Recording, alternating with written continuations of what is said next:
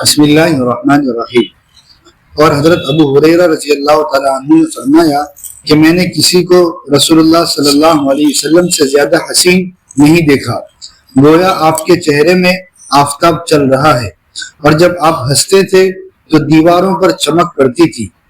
اور حضرت جابر رضی اللہ تعالیٰ عنہ سے پوچھا گیا کہ رسول اللہ صلی اللہ علیہ وسلم کا چہرے مبارک مثل تلوار کے شفاف تھا؟ انہوں نے کہا کہ نہیں، بلکہ مثل آفتاب اور مہتاب کے مدور تھا۔ تلوار کی تشبیہ میں یہ کمی تھی کہ وہ مدور نہیں ہوتی۔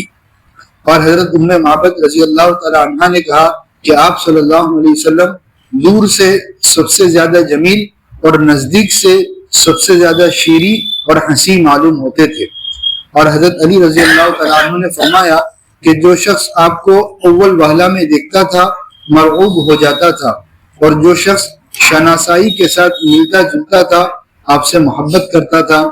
میں نے آپ جیسا صاحب جمال و صاحب کمال نہ آپ سے پہلے کسی کو دیکھا اور نہ آپ کے بعد کسی کو دیکھا۔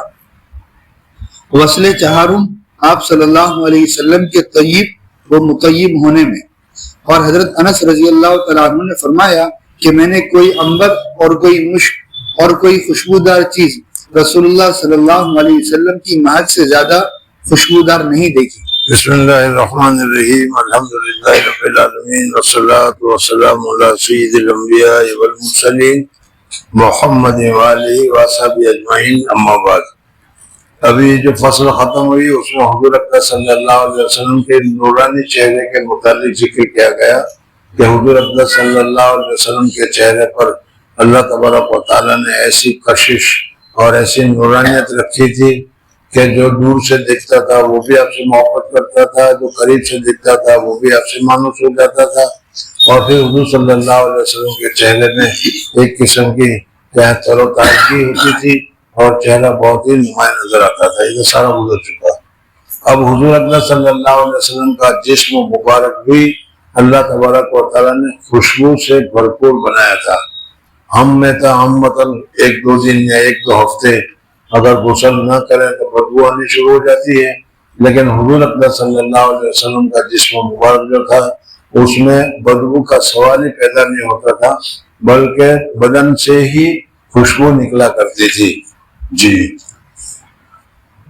اور آپ کسی سے مصافحہ فرماتے تو تمام بدن تو تمام دن اس شخص کو مصافحے کی خوشبو آتی رہتی، اور کبھی کسی بچے کے سر پر ہاتھ رکھ دیتے تو وہ خوشبو کے سبب دوسرے لڑکوں میں پہچانا جاتا۔ اور آپ کا بدن مبارک میں پورے بدن میں اللہ تبارک و تعالیٰ نے خوشبو ہی خوشبو رکھی تھی، بدبو کا سوال ہی نہیں تھا۔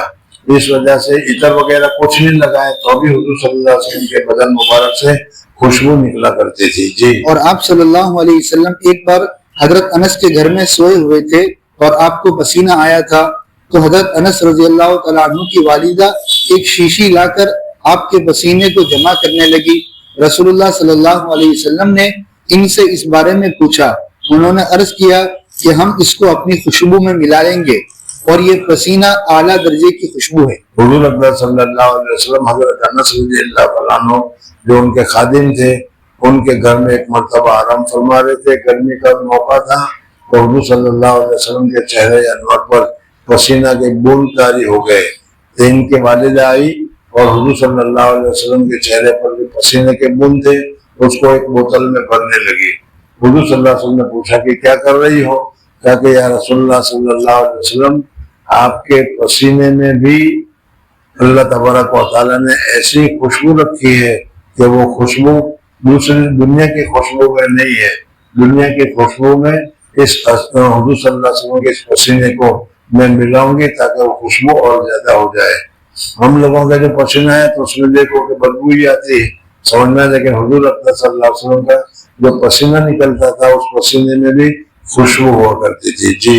امام بخاری رحمۃ اللہ علیہ نے تاریخ کبیر میں حضرت جابر رضی اللہ تعالیٰ عنہ سے ذکر کیا ہے کہ رسول اللہ صلی اللہ علیہ وسلم جس راستے سے گزرتے اور کوئی شخص آپ کی تلاش میں جاتا تو وہ خوشبو سے پہچان لیتا کہ آپ اس راستے سے تشریف لے گئے ہیں۔ دنیا میں بھی ہم دیکھتے ہیں کہ اگر ہم عطر لگائیں اور عطر لگا کر جائیں تو تھوڑی دیر کے لیے اس راستے پر اس جگہ کے اوپر خوشبو کے اثر رہتے ہیں، कमरे में अगर बैठे हो तो कमरे में भी खुशबू का असर बैठा होता है। हुजूर अकरम सल्लल्लाहु अलैहि वसल्लम के बदन मुबारक से अल्लाह तबारक व तआला ने कुदरती ही खुशबू निकाली थी। इस वजह से हुजूर अकरम सल्लल्लाहु अलैहि वसल्लम जिस रास्ते से जाते तो वो खुशबू का असर महसूस होता, और अगर कोई आदमी हुजूर सल्लल्लाहु अलैहि वसल्लम को तलाश करना चाहे तो उस खुशबू के जरिए से तलाश कर लेता था कि हुजूर अकरम सल्लल्लाहु अलैहि वसल्लम इस रास्ते से गुजरे हैं। इसहाक इब्न रहवे रहमतुल्लाह अलैह ने कहा है कि ये खुशबू बिदून खुशबू लगाए हुए खुद आपके बदन मुबारक में थी। यही जब मैंने बताया कि एक तो होता है कि आदमी खुशबू लगाए और खुशबू लगा कर जाए, हुजूर अकरम सल्लल्लाहु अलैहि वसल्लम को खुशबू लगाने की जरूरत नहीं होती थी, बल्कि अल्लाह जल्ल जलालहू व अमन वालों ने जिस तरीके से आपको पाकीज़ा किया था, इस तरीके से आपके बदन मुबारक को भी पाकीज़ा किया था, और उस बदन मुबारक में से जो खुशबू निकलती थी वो मुस्तकिलन खुशबू थी और दुनियावी खुशबू की तरह नहीं थी। जी। और इब्राहिम बिन इस्माइल मुज़नी रहमतुल्लाह अलैह ने हजरत जाबिर रज़ियल्लाहु तआला अन्हु से रिवायत किया है कि मुझको एक बार रसूलुल्लाह सल्लल्लाहु अलैहि वसल्लम ने अपने पीछे सवारी पर बिठा लिया। मैंने मोहर नबुवत को अपने मुंह में ले लिया, सो इसमें से मुश्क की लपट आ रही थी। और मरवी है कि जब आप बैतुल खला में जाते थे तो जमीन फट जाती और आपके बोलो बरास को निकल जाती और उस जगह निहायत पाकीज़ा खुशबू आती। हजरत आयशा रज़ियल्लाहु तआला अन्हा ने इसी तरह एक रिवायत किया है और इसीलिए उलमा आपके बोलो बरास के ताहिर होने के कायल हैं। अबू बकर बिन साबित मालिकी और अबू नस्र ने इसको नकल किया है, और मालिक बिन सिनान यौम उहद में आपका खून जख्म का चूस कर पी गए। आपने फरमाया इसको कभी दोज़ख की आग न लगेगी। और अब्दुल्ला भी हुजूर अकरम सल्लल्लाहु अलैहि वसल्लम के खून मुबारक भी पांच सहाबा ने पी लिए हैं। पांच सहाबा ने वैसे भी हुजूर सल्लल्लाहु अलैहि वसल्लम को खून को चूस लिया था। हुजूर सल्लल्लाहु अलैहि वसल्लम को पता चला तो हुजूर अकरम सल्लल्लाहु अलैहि वसल्लम ने फरमाया कि अल्लाह जल्ल जलालहू व अमन वालहू उसके बदन में मेरा खून पहुंच गया है, इस वजह से जहन्नम की आग उसको नहीं लगेगी। जी। और अब्दुल्ला बिन जुबैर ने आपका खून जो पचने लगाने से निकलता था पी लिया था। ये जो हजामा होता है उस हजामा हुजूर सल्लल्लाहु अलैहि वसल्लम ने लगवाया है, इसमें से खून निकला था, वो खून भी किसी ने पी लिया तो उस पीने की वजह से अल्लाह तबारक व तआला ने उनको जहन्नम से आजाद कर दिया। और बरकत और आपकी खादिमा उम्मे ऐमन रज़ियल्लाहु तआला अन्हुमा ने आपका बोल पी लिया था। एक मर्तबा ऐसा हुआ कि हुजूर अकरम सल्लल्लाहु अलैहि वसल्लम को पेशाब की जरूरत हुई तो हुजूर अकरम सल्लल्लाहु अलैहि वसल्लम ने एक बाउल में पेशाब किया और पेशाब करके रखा। उम्मे ऐमन हुजूर अकरम सल्लल्लाहु अलैहि वसल्लम की खादिमा थी, उसे नहीं मालूम था कि इसमें पेशाब है, वो पानी की समझी और पानी समझकर उसने पानी को पी लिया, और उस पानी के पीने का असर ये हुआ कि हुजूर सल्लल्लाहु अलैहि वसल्लम ने फरमाया कि सो उनको ऐसा मालूम हुआ जैसा शीरी नफीस पानी होता है। जैसा शीरीन और नफीस पानी होता है वैसा हुजूर अकरम सल्लल्लाहु अलैहि वसल्लम का पेशाब मुबारक उसने गलती से पी लिया था, जानबूझ के नहीं। जी।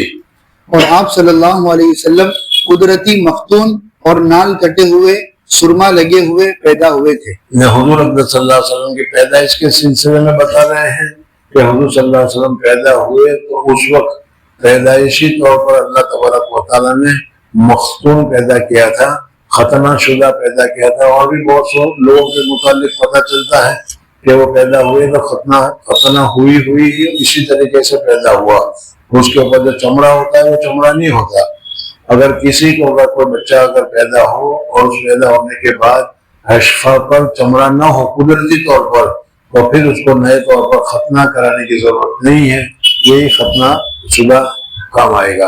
हुजूर सल्लल्लाहु अलैहि वसल्लम भी खतना शुदा ही पैदा हुए थे। जी। हजरत आमीना आपकी वालिदा कहती है कि मैंने आपको पाक साफ जना कि कोई आलूदगी आपको लगी हुई न थी। बच्चा पैदा होता है तो माँ के पेट से बहुत सारी आलूदगियां, बहुत सारी गंदगियां उसके बदन पर लगी हुई होती है।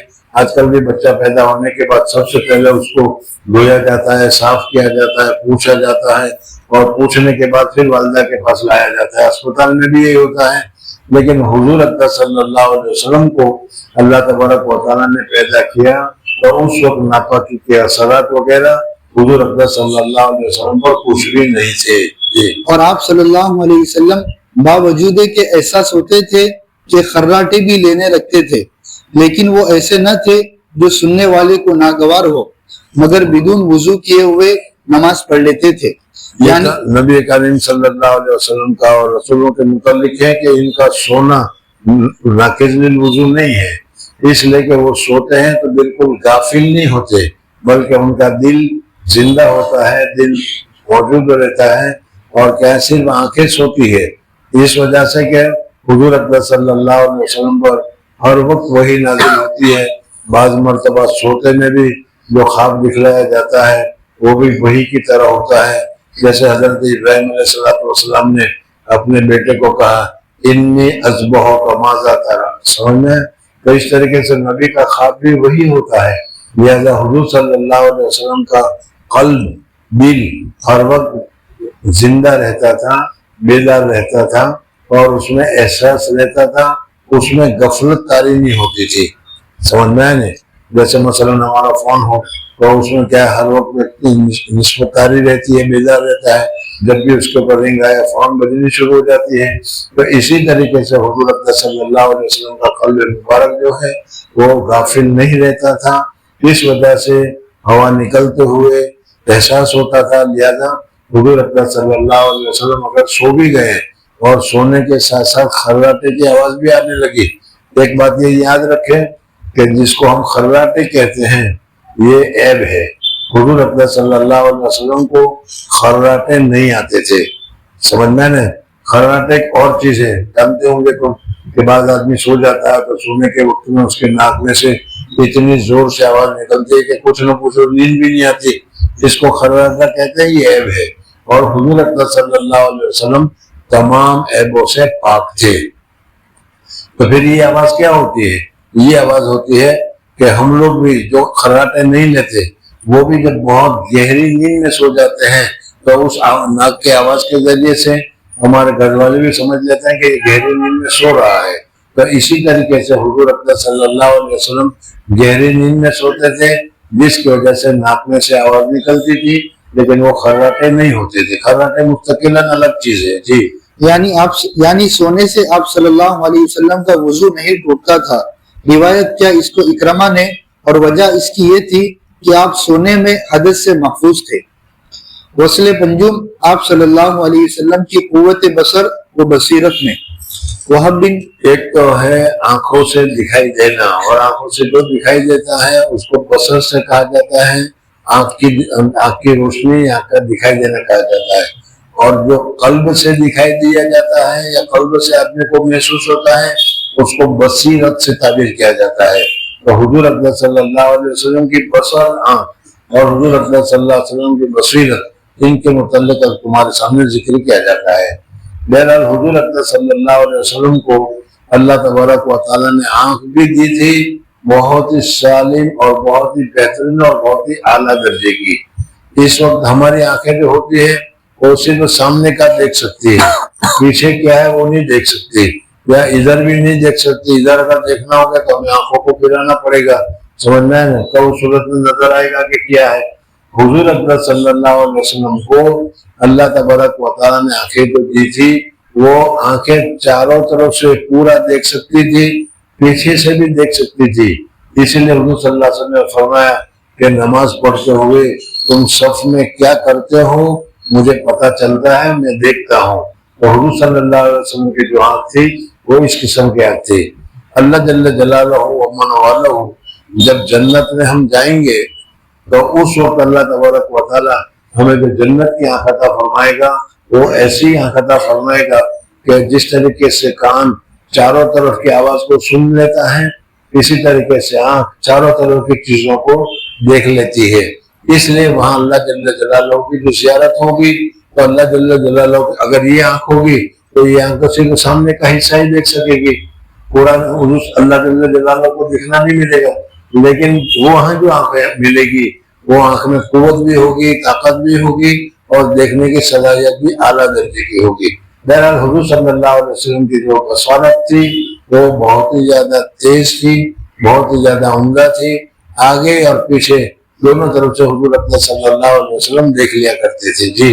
حضرت وہب بن منبہ کہتے ہیں کہ میں نے 71 کتابوں میں پڑھا ہے اور سب میں یہ مضمون پایا ہے کہ پیغمبر صلی اللہ علیہ وسلم عقل میں سب پر ترجیح رکھتے ہیں، رائے میں سب سے افضل تھے، اور آپ ظلمت میں بھی اس طرح دیکھتے تھے جس طرح روشنی میں دیکھتے تھے، جیسا کہ حضرت عائشہ رضی اللہ تعالیٰ عنہ نے روایت کیا ہے، اور آپ دور سے ایسا ہی دیکھتے تھے جیسا نزدیک سے دیکھتے تھے، اور اپنے پیچھے سے بھی ایسا ہی دیکھتے تھے جس طرح سامنے سے دیکھتے تھے، اور آپ نے نجاشی کا جنازہ حبشہ میں دیکھ لیا تھا اور اس پر نماز پڑھی، اور آپ نے بیت المقدس کو مکہ معظمہ سے دیکھ لیا تھا، جبکہ قریش حضور صلی اللہ علیہ وسلم معراج میں گئے تھے اور قریش نے پوچھا تو حضور صلی اللہ علیہ وسلم کے سامنے مکہ مکرمہ میں اللہ تبارک و تعالیٰ نے پورا نقشہ بھیج دیا، تو حضور صلی اللہ علیہ وسلم نے اس کو دیکھ کر جواب دیا جی۔ اور جب آپ نے مدینہ منورہ میں اپنی مسجد کی تعمیر شروع کی اس وقت خانہ کعبہ کو دیکھ لیا تھا،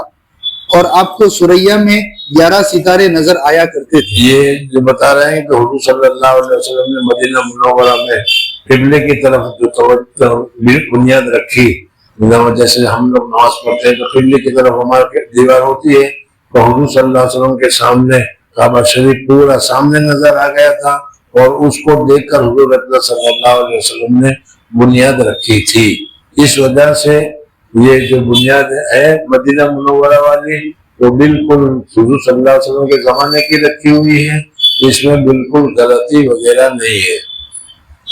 ایک فتاوی کی کتاب میں لکھا ہے کہ موجودہ زمانے میں وہ نئی سائنس والوں نے ڈگریوں کے ذریعے سے سوچا اور تحقیق کیا، تو انہوں نے اس کیا ہے قبلے کو غلط محسوس کیا، یعنی اس کی کیا ہے تعین انہوں نے جو کی وہ غلطی تھی، لیکن اس کے باوجود قوم نے اس کو نہیں مانا کہ وہی کے ذریعے سے جو چیز ثابت ہوئی ہو اس کو مشین کے ذریعے سے ڈگریوں کے ذریعے سے کوئی طریقے سے اس کو غلط قرار نہیں دیا جا سکتا جی۔ غسل ششم آپ صلی اللہ علیہ وسلم کی قوت بدنیہ وغیرہ میں، اور آپ کی قوت کی کیفیت یہ تھی کہ آپ نے رکانہ کو جو اپنے اہل زمانے میں بہت قوی مشہور تھے خشکی میں گرا دیا۔ حضور اکرم صلی اللہ علیہ وسلم کے زمانے میں ایک بہت بڑا پہلوان تھا، مکہ مکرمہ میں بھی اور سعودیہ میں بھی، تو اس صورت میں اس کی پہلوانی بہت مشہور تھی، یہ تھا کہ اس کو دنیا میں کوئی ہرانے والا نہیں ہے، اتنا موٹا، اتنا تازہ، اتنا طاقت والا کہ کچھ نہ پوچھو اس کو۔ حضور اکرم صلی اللہ علیہ وسلم سے ایک مرتبہ وہ ملنے کے لیے آیا، تو حضور اکرم صلی اللہ علیہ وسلم نے اس کو بھی دین کی دعوت دی اور کہا کہ تم اسلام قبول کر لو، تو اس نے کہا کہ نہیں، میں اسلام قبول نہیں کرنے کا۔ حضور صلی اللہ علیہ وسلم نے کہا کہ اسلام قبول کر لو، موافق ہو جاؤ گے، تمہارے لیے فائدہ ہوگا۔ تو اس نے ایک شرط لگائی کہ ایک شرط ہے، اگر وہ میری شرط پوری کی جائے تو میں مسلمان ہونے کے لیے تیار ہوں۔ میں نے ابھی بتایا کہ یہ رکانہ جو پہلوان تھا بہت طاقت والا تھا اور مشہور تھا کہ آج تک اس کو کسی نے ہرایا نہیں ہے، سمجھنا ہے نہیں، اور واقعی میں اس کو کسی نے ہرایا بھی نہیں تھا۔ اس نے حضور صلی اللہ علیہ وسلم سے شرط لگائی کہ تم مجھے کشتی میں پچھاڑ دو تو میں مسلمان ہو جاؤ۔ حضور اکرم صلی اللہ علیہ وسلم نے کہا کہ ٹھیک ہے، آ جاؤ کشتی آزما لیتے ہیں دعا۔ حضور اکرم صلی اللہ علیہ وسلم نے ایک ہی داؤ میں شام سے اس کو بتا دیا، نیچے چیت گرا دیا۔ اب چیت گرا تو وہ بھی بہرحال کوئی ویسا ہلکا ملکا پہلوان نہیں تھا، اس نے کہا کہ شاید غلطی ہو گئی یا اچانک یہ ایسا ہو گیا، میں میری ہار کو مانتا نہیں، آج تک مجھے کسی نے ہرایا نہیں۔ لیکن اصل یہ تھا کہ حضور اکرم صلی اللہ علیہ وسلم کو اللہ تبارک و تعالیٰ نے جنت کے 10 آدمیوں کی طاقت دے رکھی تھی، سمجھنا ہے نا۔ ابھی ہمارے تو دنیاوی طاقت ہے ہماری، اور دنیاوی طاقت کتنی ہے وہ ہم ہی جانتے ہیں، ایک من اٹھانا ہو تو کیا ہوتا ہے خود ہی جان لیتے ہیں۔ لیکن حضور اکرم صلی اللہ علیہ وسلم کو اللہ تبارک و تعالیٰ نے جنت کے 10 آدمیوں کی طاقت دی تھی، اور جنت کے 10 آدمیوں میں ایک آدمی کی طاقت 100 کے برابر ہوتی ہے۔ اس سے اندازہ لگاؤ کہ حضور صلی اللہ علیہ وسلم میں کتنی طاقت تھی، اور اسی طاقت کی وجہ سے کیا رکانہ کو حضور صلی اللہ علیہ وسلم نے پٹ سے گرا دیا تو وہ کہہ رہا ہے میں نہیں مانتا، شاید کچھ غلطی ہو گئی، کچھ ایکسیڈنٹلی ہو گیا کچھ. حضور صلی اللہ علیہ وسلم نے کہا کہ ٹھیک ہے چلو دوسری مرتبہ صحیح. پھر دوسری مرتبہ حضور صلی اللہ علیہ وسلم نے پٹکا اور پٹکا سیدھا گرا دیا. اب وہ تعجب میں پڑ گیا کہ کیا بات ہے. پھر حضور صلی اللہ علیہ وسلم نے کہا کہ اب بھی اعتماد نہیں ہے، تیسری مرتبہ دیکھو. چلو تیسری مرتبہ دیکھ لیتے ہیں. حضور صلی اللہ علیہ وسلم نے تیسری مرتبہ بھی اس کو پٹکا اور تیسری مرتبہ بھی اس کو گرا دیا. جب تیسری مرتبہ گرا دیا تب اس کو احساس ہوا کہ واقعی میں اس آدمی میں مجھ سے زیادہ طاقت ہے. واقعی حضور صلی اللہ علیہ وسلم نے کہا کہ مسلمان ہو جاؤ. تب تو وعدہ کیا تھا کہ مجھے کشتی میں گرا دو میں مسلمان ہو جاؤں گا. پھر مسلمان ہو گیا وہ. جی آپ نے رکانہ کو جو اپنے اہل زمانے میں بہت قوی مشہور تھے کشتی میں گرا دیا، جبکہ ان کو اسلام کی دعوت دی اور انہوں نے اپنے اسلام کو اس پر معلق کیا کہ مجھ کو کشتی میں گرا دیجیے. اور قبل زمانہ اسلام کے آپ نے ابو رکانہ کو کشتی میں گرا دیا تھا اور وہ تیسری بار پھر آپ سے مقابل ہوا. آپ ہر بار میں اس کو پچھاڑ دیتے تھے اور آپ صلی اللہ علیہ وسلم تیز چلتے تھے کہ جیسے زمین لپٹی چلی آ رہی ہو. حضور اکبر صلی اللہ علیہ وسلم چلتے کس طریقے سے؟ تو میں نے بہادری کے ساتھ، ہمت کے ساتھ. حضور اکبر صلی اللہ علیہ وسلم تیز طاقت والا آدمی جس طریقے سے چلتا ہے اس طریقے سے چلتے تھے. ہم لوگ تو کیا ہے آہستہ آہستہ کمزوری کے ساتھ چلتے ہیں. حضور صلی اللہ علیہ وسلم کا چلنا ایسا نہیں تھا. جی حضرت ابو ہریرہ فرماتے ہیں کہ ہم بڑی کوشش کرتے تھے کہ آپ کے ساتھ چل سکے اور آپ کچھ اہتمام بھی نہ فرماتے تھے، پھر بھی ہم تھک جاتے تھے اور آپ کا ہنسنا تبسم ہوتا تھا اور جب آپ کسی چیز کو دیکھتے تھے تو پورے اس طرف مڑ کر دیکھتے تھے. وصل ہفتم آپ صلی اللہ علیہ وسلم کے بعض خصائص میں. اور اب اس وقت حضور اکبر صلی اللہ علیہ وسلم نے اللہ جل جلالہ نے حضور صلی اللہ علیہ وسلم نے اور بھی بہت ساری خصوصیتیں رکھی تھی. جو خصوصیتیں اللہ تبارک و تعالیٰ نے دوسروں میں، جو خصوصیت اللہ تبارک و تعالیٰ نے دوسرے رسولوں میں، جو خصوصیت دوسرے لوگوں میں اللہ تعالیٰ نے نہیں رکھی ہے. وہ کیا کیا تھے وہ سنائیں. اور آپ کو کلمات جامعہ عطا کیے گئے. یہ بھی بتایا تھا کہ حضور اکبر صلی اللہ علیہ وسلم کو شارٹ اینڈ سویٹ، الفاظ کم ہو اور معنی اس کے بہت سارے ہو، اس قسم کے الفاظ عطا کیے گئے تھے. یعنی حضور صلی اللہ علیہ وسلم کی زبان سے ایسے الفاظ نکلتے تھے کہ جس میں شبد الفاظ تو کم ہو لیکن معنی بہت زیادہ ہو. جی اور تمام زمین آپ کے لیے مسجد اور آلہ طہارت بنائی گئی. مسجد حضور اکبر صلی اللہ علیہ وسلم نے فرمایا کہ پوری روئے زمین میرے لیے نماز پڑھنے کی جگہ بنائی گئی. دوسرے جو لوگ ہیں ان کے لیے عبادت کرنے کی جگہ جو ان کی عبادت گاہ ہے وہی ہے. اگر عبادت گاہ میں عبادت کریں تو عبادت ہوتی ہے، لیکن عبادت گاہ کے علاوہ اگر وہ عبادت کریں تو وہ عبادت معتبر نہیں ہوتی ہے. ہندوؤں میں بھی یہی ہے کہ مندر میں جا کر عبادت کرے تو وہ عبادت معتبر ہے، گھر میں مندر نہیں بنا سکتے ان لوگوں کے مذہب کے اعتبار سے. عیسائیوں کے یہاں بھی چرچ میں جا کر عبادت کریں تو وہی کر سکتے ہیں، لیکن اپنے گھر میں چرچ نہیں بنا سکتے. اسی طریقے سے حضرت موسیٰ علیہ السلام کے ماننے والے ہیں، وہ بھی اپنے سینیگال میں عبادت کریں تو کر سکتے ہیں، لیکن دوسری جگہ اپنا سینیگال نہیں بنا سکتے. جبکہ حضور اکبر صلی اللہ علیہ وسلم کے لیے اللہ تبارک و تعالیٰ نے مسجد میں جاؤ اور مسجد میں جا کر نماز پڑھو تو زیادہ ثواب ملے گا. لیکن اگر مسجد میں نہ گئے اور کسی وجہ سے دوسری جگہ پر نماز پڑھ لی، ایئرپورٹ پر نماز پڑھ لی، بس اسٹیشن پر نماز پڑھ لی، ریلوے اسٹیشن پر نماز پڑھ لی، جنگل میں نماز پڑھ لی، کھیت میں نماز پڑھ لی، جہاں کہیں بھی نماز پڑھ لو تم تو تمہاری نماز ادا ہو جائے گی. یعنی یہ نہیں کہ خاص مسجد ہی میں نماز درست ہو اور جگہ درست نہ ہو، اور اسی طرح ہر جگہ کی مٹی سے بشرط پاک ہو تیمم درست ہے. یعنی مٹی سے پوری زمین کو مٹی وضو کے لیے پانی نہ ہو تو تیمم کرو تو تیمم کرنا تمہارے لیے درست ہے. جعلت لیہ الارض مسجدا وطہورا. اور آپ کے لیے غنیمت کو حلال کیا گیا. پہلے لڑائی وغیرہ ہوتی تھی یا تمہارا زکوٰۃ ادا کرنی ہوتی تھی تو اس صورت پہ وہ سارا مال ایک جگہ متعین ہوتی تھی اس جگہ پر لا کر سب کو جمع کرنا پڑتا تھا. جمع ہو گیا پھر اللہ تبارک و تعالیٰ کو معلوم ہوتا تھا کہ یہ سب درست ہے, اس میں کوئی بناوٹ اس میں کوئی نہیں ہے. پھر آسمان سے ایک بجلی آتی تھی اور وہ سارا کا سارا مال جلا کر ختم کر دیتی تھی. یہ علامت ہوتی تھی قبولیت کی. حضرت آدم علیہ السلام کے 2 بیٹے تھے, ایک کا نام حابیل تھا ایک کا نام قابیل تھا. سمجھ میں آئے؟ ان کے آپس میں جنگ ہو گئی شادی کے سلسلے میں, تو دونوں نے اسی طریقے سے اللہ کے سامنے قربانی رکھی. تو حابیل کی قربانی قبول ہوئی اور قابیل کی قبول نہیں ہوئی. سنا ہوگا واقعہ. تو اس طریقے سے حضور صلی اللہ علیہ وسلم کے زمانے تک مال غنیمت جو تھا ایک جگہ پر رکھنا پڑتا تھا. پھر آسمان سے بجلی آتی تھی اور وہ بجلی اس کو جلا دیتی تھی.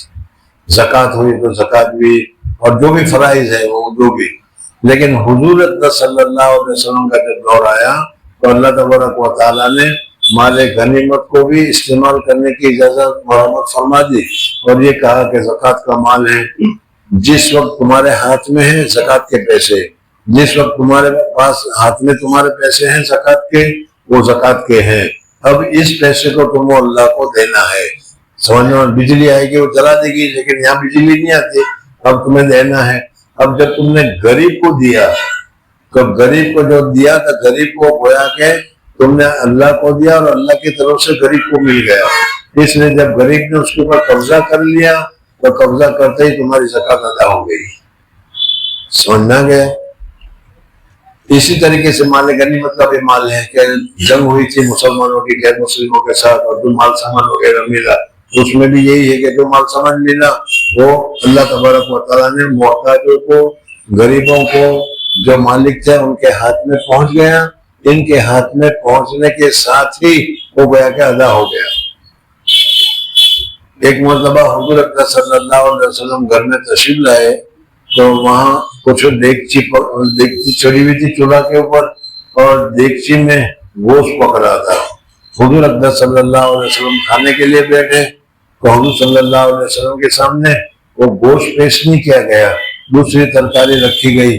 حضور اکرم صلی اللہ علیہ وسلم نے حضرت عائشہ صدیقہ رضی اللہ تعالیٰ عنہ سے کہا کہ بھائی وہ گوشت پکتا تھا نا وہ کہاں گیا؟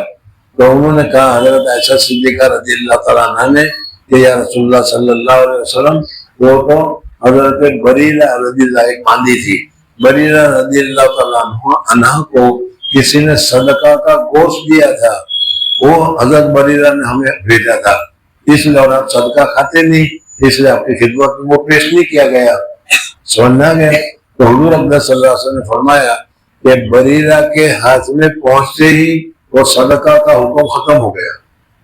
بریرہ نے جب قبضہ کر لیا تو قبضہ کرتے ہی گویا کہ وہ جو صدقہ کا مال تھا اللہ تبارک و تعالیٰ کے حضور میں پہنچ گیا اور وہ صدقہ ادا ہو گیا.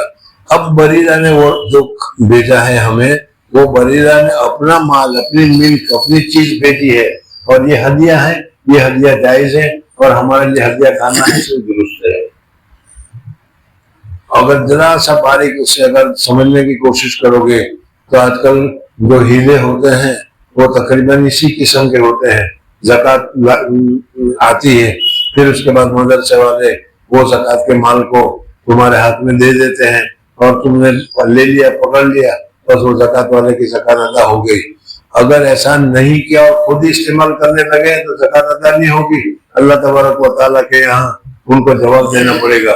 مدرسے والوں کو بھی, مسجد والوں کو, جو بھی جہاں بھی زکوٰۃ استعمال ہوتی ہے.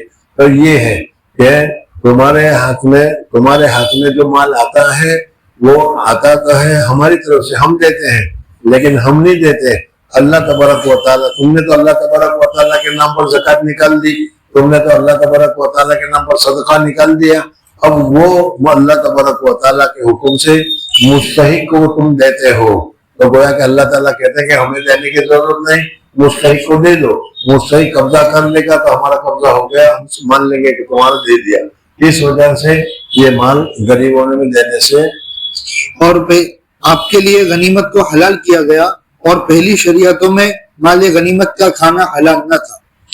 اور آپ صلی اللہ علیہ وسلم کے لیے شفاعت کبریٰ اور مقام محمود مخصوص کیا گیا. یہ بھی کئی مرتبہ گزر چکا ہے اور میں نے بتایا بھی تھا کہ اذان جو ہوتی ہے ہمارے یہاں اذان، تو اس اذان کا ہمیں جواب دینا چاہیے، سمجھ لیں نا. بار بار ہوتا ہے کہ اصل مغرب کی اذان تک ہم یہاں بیٹھیں گے، پھر مغرب کی اذان ہوگی اور مغرب کی اذان کے بعد پڑھتے ہی ہوں گے. امید تو ایسا ہی ہے.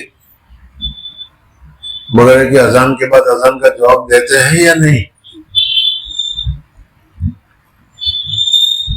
اس لیے میرا ارادہ بھی ہوا تھا کہ کم سے کم ایک مرتبہ کہہ دیے کہ بھائی اذان کی جو دعا ہے اس دعا کو پڑھ لیا جائے. لیکن میں نے سمجھا کہ اگر ایسا کریں گے تو پھر یہ مولانا صاحبان کے یہاں نئی بدعت کافی کاری گئی، اور اگر نئی بدعت نہ نکالا تو لوگوں کو یاد بھی نہیں ہوتا، پتہ بھی نہیں چلتا ہم لوگ ایسے غافل ہیں. بہرحال اذان کی جو اذان ہے لا الہ الا اللہ، اس کے بعد اللہم رب هذه الدعوة التامة والصلاة القائمة آت محمد الوسیلة والفضیلہ وابعثه مقاما محمودا. میں نے حضور اکرم صلی اللہ علیہ وسلم کو آپ ایک خاص پوزیشن ہے، ایک خاص درجہ ہے جس درجہ کا نام ہے مقام محمود. یا اللہ ہم دعا کرتے ہیں کہ اللہ تعالیٰ حضور اکرم صلی اللہ علیہ وسلم کو مقام محمود ادا کرے. سمجھنا ہے؟ دیکھو اللہ جل جلالہ و من والہ حضور اکرم صلی اللہ علیہ وسلم کو یہ مقام جس کو مقام محمود کہتے ہیں عطا کرنے والے. تم دعا کرو تو بھی اور تم دعا نہ کرو تو بھی تمہاری دعا پر موقوف نہیں، سمجھنا نہیں. لیکن اگر تم دعا کرو تو چونکہ حضور صلی اللہ علیہ وسلم کو اس درجہ ملنے کی تم نے اللہ تبارک و تعالیٰ سے دعا کی تھی، اس کا بدلہ کیا ہوگا؟ حضور اکرم صلی اللہ علیہ وسلم فرماتے ہیں کہ جو آدمی اذان کو سن کر جواب دیتا ہے اس کی سفارش، اس کی شفاعت مجھ پر لازم ہو جاتی ہے، واجب ہو جاتی ہے. یعنی قیامت کے دن اس آدمی کی جو اذان پڑھ کر وہ دعا پڑھتا تھا میں اس کی سفارش واجبی طور پر کروں گا. اور جب حضور اکرم صلی اللہ علیہ وسلم واجبی طور پر، لازمی طور پر، فرضی طور پر جب سفارش کے لیے فرما رہے ہیں تو ضرور سفارش ہوگی، اور جب سفارش ہوگی تو پھر نجات بھی ہوگی. اس وجہ سے میں چاہتا ہوں کہ اذان کے بعد یہاں ہو یا اپنے کمرے میں ہو یا جہاں کبھی ہو تو اس وقت میں اذان کا جواب اور اذان کے بعد یہ دعا جو ابھی میں نے پڑھ کر سنائی کیا ہے یہ ہمیں پڑھنی چاہیے. جی. اور آپ صلی اللہ علیہ وسلم جن و انس بات کر رہی تھی مقام محمود کی. یہ مقام محمود کیا ہے؟ میں نے ابھی بتایا کہ سب سے اونچا درجہ ہے، سمجھنا ہے. اور سب سے اونچے درجے پر حضور صلی اللہ علیہ وسلم کو اللہ جل جلالہ ملیں گے. اور اس کے طریقہ کیا ہوگا؟ کئی مرتبہ تمہارے سامنے آیا کہ قیامت کے دن دوسرا سور پھونکا جائے گا، تو دوسرے سور پھونکنے کے بعد ساری پبلک حضرت آدم علیہ السلام سے لے کر اخیر تک جتنے بھی ہوں گے سب ننگ دھڑنگ پیدا ہو جائیں گے. ماننا ہے کفن وفن کچھ بھی نہیں ہوگا، اور زمین تانبے کی نئی بنائی گئی ہوگی اور سورج سر پر ہوگا، اور جتنا پسینہ ہوگا گناہ کے اعتبار سے پسینے میں وہ ڈوبا ہوا ہوگا، اور آدمی بہت ہی پریشانی میں اور بہت ہی فکر میں ہوگا. نہیں سمجھا سکتا میں، لیکن سمجھا سکتا ہوں تو اتنا سمجھا سکتا ہوں کہ اگر حکومت کی طرف سے انکم ٹیکس کی ایک نوٹس آ جائے یا کل کو تمہارے یہاں ریٹ پڑنے والی ہے انکم ٹیکس کی، تو کھانا پینا سونا میرا خیال ہے سب کچھ بدل جائے گا. ہے کہ نہیں؟ ارے سمجھ میں آیا کہ نہیں؟ ایک یہاں کے ایک مثال بتائی. جب یہ ہے تو ان کے سامنے تو جو کہ دفتر پیش کر دو، 2 نمبر کے رجسٹر پیش کر دو تو سب چھپ جاتے ہیں. لیکن اللہ جل جلالہ کے یہاں تو اس قسم کی چیز نہیں ہے. وہاں تو ہمارے سارے گناہ کیا خیریں یرا و شریں یرا سب دکھلا دیا جائے گا وہاں پر. تو آدمی کتنا پریشان ہوگا. اور پھر لمبی حدیث ہے اور آپ نے بارہ یہاں بھی سنی ہے، اس لیے میں اشارہ کرتا ہوں کہ حضرت آدم کے پاس جائیں گے علیہ السلام، حضرت نوح کے پاس جائیں گے، حضرت موسیٰ کے پاس جائیں گے، سب یہی کہیں گے کہ اللہ جل جلالہ و من والہ آج بہت جلال میں ہے. سمجھ نہ گیا. اس وقت اگر ہم ہز ہائنس سمجھنا شہنشاہ اور جہانگیر اور پتہ نہیں کیسے کیسے القاب سے ہم دنیا میں کہتے ہیں یہ ہمارا ملک ہے، یہ ہماری زمین ہے، یہ ہمارا گھر ہے. لیکن اللہ جل جلالہ جب دوسری مرتبہ سور پھونکیں گے تو اس وقت یہ ہمارا سارا دماغ سے نکلا ہوا ہوگا. اللہ جل جلالہ ومن والہ خود ہی فرمائیں گے لمن الملک اليوم، آج ملک کے اوپر کس کا قبضہ ہے، آج اس ملک کا مالک کون ہے. اور حضور اکرم صلی اللہ علیہ وسلم فرماتے ہیں کہ خود حضور اللہ جل جلالہ بھی جواب دیں گے لمن الملک اليوم، آج کس کا ملک ہے، کس کا کنٹرول ہے، کس کا قبضہ ہے. للہ الواحد القہار، اللہ کا، اور جو اللہ ایک ہے، واحد ہے، قہار ہے، زبردست ہے. اور اس وقت اللہ جل جلالہ بہت ہی غصے میں ہوں گے. جیسے ہر نبی یہ کہے گا کہ آج اللہ جل جلالہ اتنے جلال میں ہے کہ اتنے جلال میں کبھی نہیں ہوئے، اور اتنے جلال میں ہے کہ اتنے جلال میں اور کبھی نہیں ہوں گے. آج پہلا ہی موقع ہے اور آخری موقع ہے. سمجھنا ہے. تمام کے تمام انبیاء حضرت آدم سے لے کر حضرت عیسیٰ علیہ السلام تک ہر ایک اپنی اپنی چھوٹی غلطیاں جو بھی ہوگی وہ ساری چھوٹی غلطیوں کی وجہ سے وہ ڈر رہے ہوں گے کہ اگر ہم اللہ تبارک و تعالیٰ کے پاس ابھی جائیں اور اللہ تعالیٰ پوچھے کس منہ سے آیا تو، کس منہ سے آیا تو کہنے کے لیے میں نے کہا تھا کہ وَلَا تَقْرَبَا هَذِهِ الشَّجَرَةَ، کیوں گیا تھا اس درخت کو کھانے کے لیے. حضرت نوح علیہ السلام کو کہا گیا تھا کہ کسی کافر کی مغفرت کی دعا مت کرو، کیوں تم نے اپنے بیٹے کے لیے کہا کہ ھذا ابنی. سمجھنا ہے. اس طریقے سے ہر نبی کی خطا حدیث میں آتی ہے پوری تفصیل کے ساتھ. حالانکہ وہ خطا ہمارے جیسے گناہ نہیں بلکہ وہ چوک ہے. سمجھ، لیکن وہ چھوٹی چھوٹی چوک جو ان کو یاد ہوگی. سب میں حضرت عیسیٰ علیہ السلام کہیں گے کہ حضور صلی اللہ علیہ وسلم کے پاس جاؤ. حضور صلی اللہ علیہ وسلم کے پاس کون جائے گی تو حضور صلی اللہ علیہ وسلم فرمائیں گے کہ ہاں ٹھیک ہے، یہ مقام محمود ہے. اس مقام پر جو بیٹھا ہوا ہوگا، یہ تو ہماری خوش قسمتی ہے کہ ہمارے رسول ہیں. سمجھنا ہے. جس مقام پر جو بیٹھا ہوا ہوگا اس کو اس وقت میں اللہ تبارک و تعالیٰ کے سامنے گزارش کرنے کی، اللہ تبارک و تعالیٰ کے سامنے باتیں کرنے کی اجازت ہوگی. یہ ہے مقام محمود. سمجھنا گیا. چنانچہ حضور صلی اللہ علیہ وسلم فرمائیں گے میں کہوں گا ٹھیک ہے اور میں سجدے میں چلا جاؤں گا. اور سجدہ وہ ہمارا سجدہ نہیں ہے 2 منٹ والا. سمجھنا ہے. حضور صلی اللہ علیہ وسلم فرماتے ہیں کہ میں سجدے میں چلا جاؤں گا اور بہت لمبی مدت سجدے میں پڑا رہوں گا. اور اسی سجدے میں کون سے الفاظ سے اللہ کو یاد کرنے کا، کون سی تسبیحات پڑھنے کی یا کون سی تسبیحات کو یاد کرنے کا اللہ جل جلالہ اسی وقت میرے دل میں ڈالے گا اور میں اس تسبیحات کو پڑھوں گا. اور جب میں اس تسبیحات کو پڑھوں گا تو اللہ جل جلالہ کا سارا جلال ختم ہو جائے گا.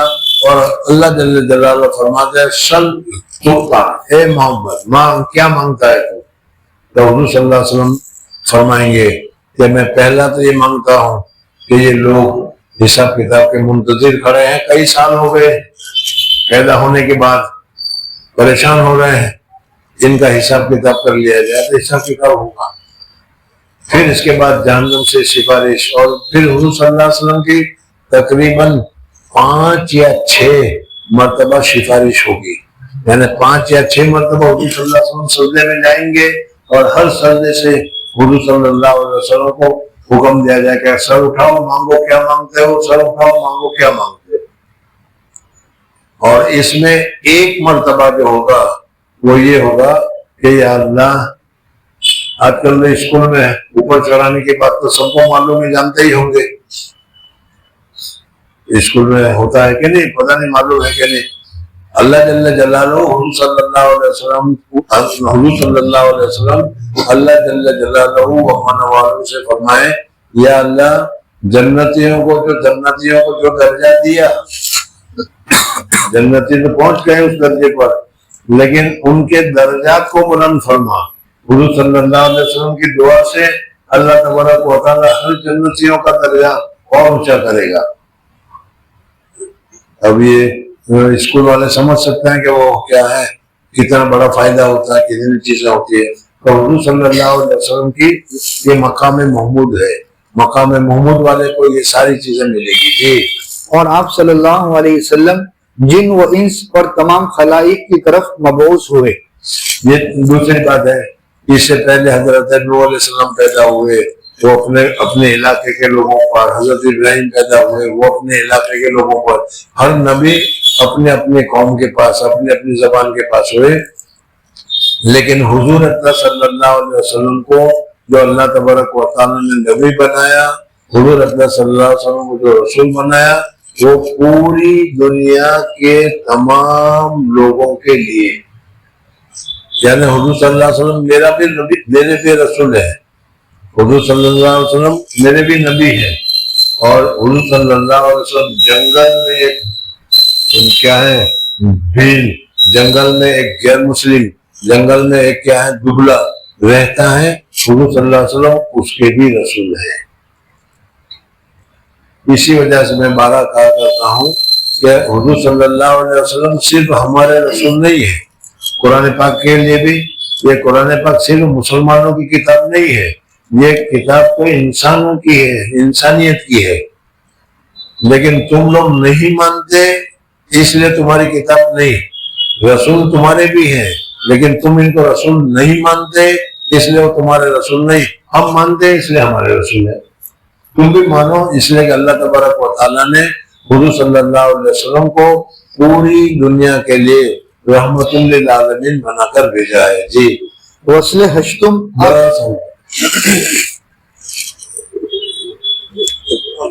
کتنے 6-5 کو ہے نا 6-4 کتنے ہو گئے تو 7 منٹ ہے، ہو جائے گا 7 منٹ۔ وصل ہشتم آپ صلی اللہ علیہ وسلم کے کلام و طعام و منام و قعود و قیام میں، اور عرب کی سب زبانیں جانتے تھے، میں کہتا ہوں بلکہ تمام زبانیں، یہ بعض کا قول ہے۔ ام معبد رضی اللہ تعالیٰ عنہ کہتی ہے کہ آپ صلی اللہ علیہ وسلم شیریں کلام اور واضح بیان تھے، یعنی حضور صلی اللہ علیہ وسلم جو شیریں کلام تھے، بولتے تھے تو بہت ہی میٹھا لگتا ہے۔ حضور اکرم صلی اللہ علیہ وسلم جب بات کرتے تھے، اس میں ہماری زبان میں بھی ہوتا ہے، کوئی بعد میں کوئی بولتا ہے تو ایسا معلوم ہوتا ہے کہ وہ ہتھوڑا مار رہا ہے، غصہ آتا ہے، ناراضگی ہو جاتی ہے، اور بعض آدمی کچھ بات کرتے ہیں، کچھ کہتے ہیں تو اتنا پیارا، اتنا اچھا، اتنا میٹھا لگتا ہے کہ بس وہ بولتے رہیں اور میں سنتا رہوں۔ احساس ہوتا ہے کہ نہیں میں سمجھانا چاہ رہا ہوں وہ، تو حضور اکرم صلی اللہ علیہ وسلم جب بھی بولتے تھے تو بہت میٹھا اور بہت ہی اچھا ہوتا تھا، ہر ایک آدمی کو سننے کا طلب ہوتی تھی اور کان سننا پسند کرتا تھا۔ نہ بہت کم کہتے کہ ضروری بات میں بھی سکوت فرماوے، اور نہ زیادہ کہ غیر ضروری امور میں مشغول ہوں۔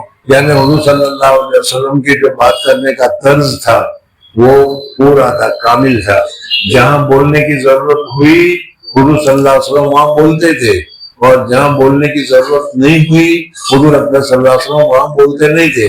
ہماری طرح نہیں کہ بولنا شروع کیا تو چل پڑے ہیں، اب وہ رکنے کا نام ہی نہیں لے رہا ہے، اور بند ہو گئے تو بند ہو گئے، ضروری بات کہنی ہے وہ بھی نہیں بتا رہے ہیں۔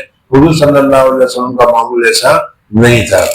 آپ کی گفتگو ایسی تھی جیسے موتی کے دانے پیرو دیے گئے ہوں، اور آپ کھاتے اور سوتے بہت کم تھے، کھاتے ہوئے سہارا لگا کر نہیں بیٹھتے تھے، اور معنی اس کے اہل تحقیق کے نزدیک یہ ہے کہ نہ ایسی چیز کا سہارا لیتے جو آپ کے نیچے ہوتی جیسے گدا وغیرہ، اور نہ کسی کروٹ پر ہاتھ یا تکیے کے سہارے بوجھ دے کر بیٹھتے۔ آپ کی نشست کھانے کے لیے ایسی ہوتی جیسے کھڑے ہونے کے لیے کوئی تیار ہو کر بیٹھتا ہے، यानी उकड़ू बैठते थे। और आप हुजूर अकबर सल्लल्लाहु खाने के बैठने के लिए बहुत सारे सूरतें हैं, बहुत सारी शक्लें हैं, उस तरीके से बैठना चाहिए। और क्या है, मुतकब्बिराना तर्ज पर, मुतकब्बिराना तरीके पर टेक लगाकर या कुर्सी वगैरह के ऊपर नहीं बैठना चाहिए। हुजूर सल्लल्लाहु अलैहि वसल्लम खाने के लिए बैठते थे तो उकड़ू जानते हो ना, उकड़ू बैठ कर देख लो। इस तरीके से हुजूर सल्लल्लाहु अलैहि वसल्लम बैठकर खाते थे और फरमाते थे कि गुलाम जिस तरीके से खाता है तवाज़ु के साथ, मैं इतना बड़ा होने के बावजूद इस तरीके से उकड़ू बैठकर खाता हूँ। आज हम लोगों के यहाँ ये उकड़ू बैठकर खाने की सुन्नत तो खत्म हो गई, बल्कि अगर कोई उकड़ू बैठे भी तो उसकी शायद मजाक ही उड़ाई जाए कि क्या कर रहे हो, सही बैठ के खाओ, पराठे मार के खाओ, समझ में आए नहीं।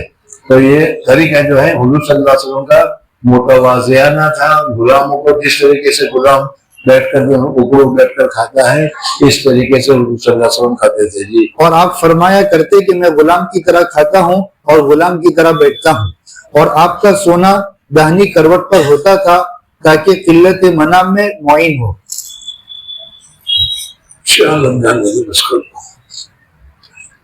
हुजूर अकबर सल्लल्लाहु अलैहि वसल्लम को सोना और हुजूर अकबर सल्लल्लाहु अलैहि वसल्लम के सोने से पहले के मामूलात क्या क्या थे, क्या क्या करने चाहिए, मेरे ख्याल से दौरे वाले होंगे या नहीं? दौरे का कोई भी नहीं है, इनको मालूम होगा मेरे ख्याल से।